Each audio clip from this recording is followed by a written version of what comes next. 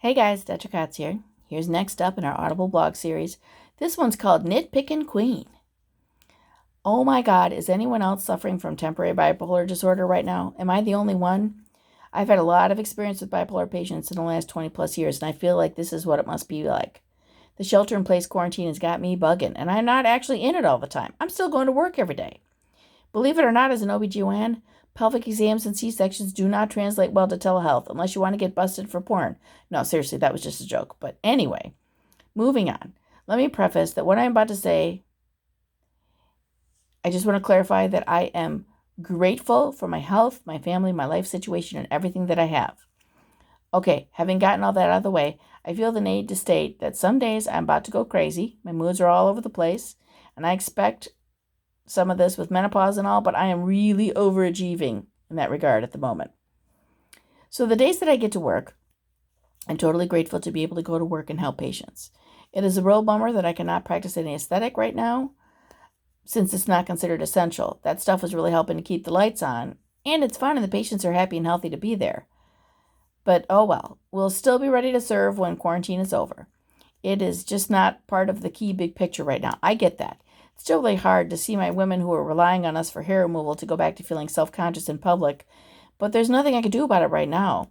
So having the option to work is good. I'm glad to still be able to help people. It's hard on the staff because they're having to take turns leaving the office early, but I am at least able to offer them unemployment for reduced hours.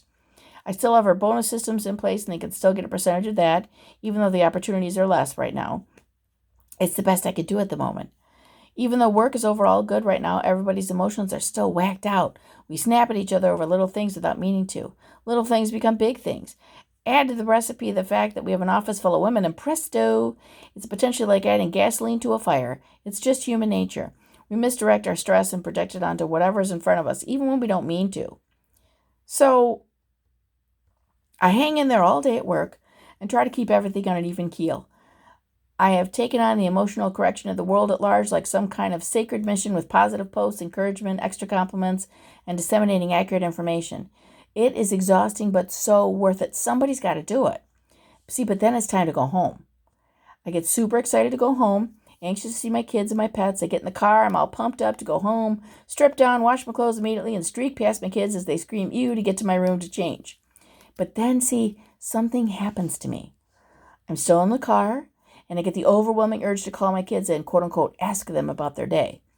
And they either don't answer, or when they do answer, they do not provide the answers to my satisfaction. And suddenly, the innocent phone call I had planned morphs into something entirely different. I come storming into the house and immediately begin screaming their names to get their attention, all the while looking all around the house for any evidence of what they didn't accomplish. Was the room clean? Did they do their laundry? Did they finish their homeschool tasks for the day? Did they attend the 20 million free online classes that are available right now, all in one day? No? What? Okay, now I'm really pissed. All my nervous energy that is built up during the day of the things that I would like to be finishing releases, and my kids are my first target. Whoa, whoa, whoa, whoa, whoa. Then I find myself reminding myself that I need to slow the frick down. What the hell just happened? The kids are not the enemy, are they?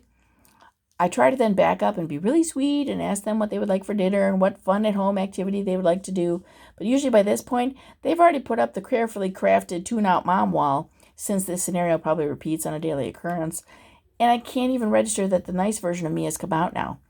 I find myself trying to coax them out of the room so that we could spend some time together, and they're surprisingly passive-aggressive and unwilling. I mean, what the heck?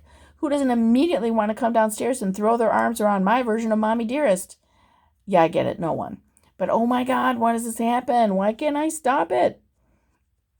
I truly am enjoying the extra hunker down time. I promise that I am. I'm just having a hard time not projecting my own need to still accomplish projects without driving, onto my kids.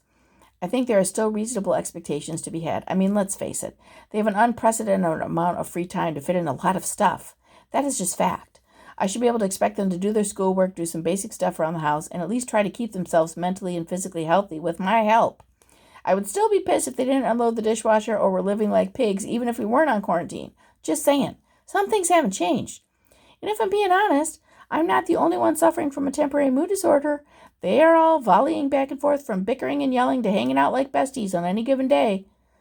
I don't know what scenario I'm going to walk into. Every day is different. And it's getting harder to keep track 1 minute to the next who's fighting and who's friendly. So I'm not alone here. I just need to find a way to keep reminding myself that quarantine did not magically transform my kids into the best self-starters on the planet, and that our motivation levels were not equal even before everything went a bit nutty. The struggle for balance is real, people. But lately I've taken to giving myself a small time out in the car before I even go into the house. Sometimes this helps, sometimes this doesn't, but at least I'm trying. So all I got to say is hang in there, people. Remember, this is only temporary if we play our cards right. Have a great day.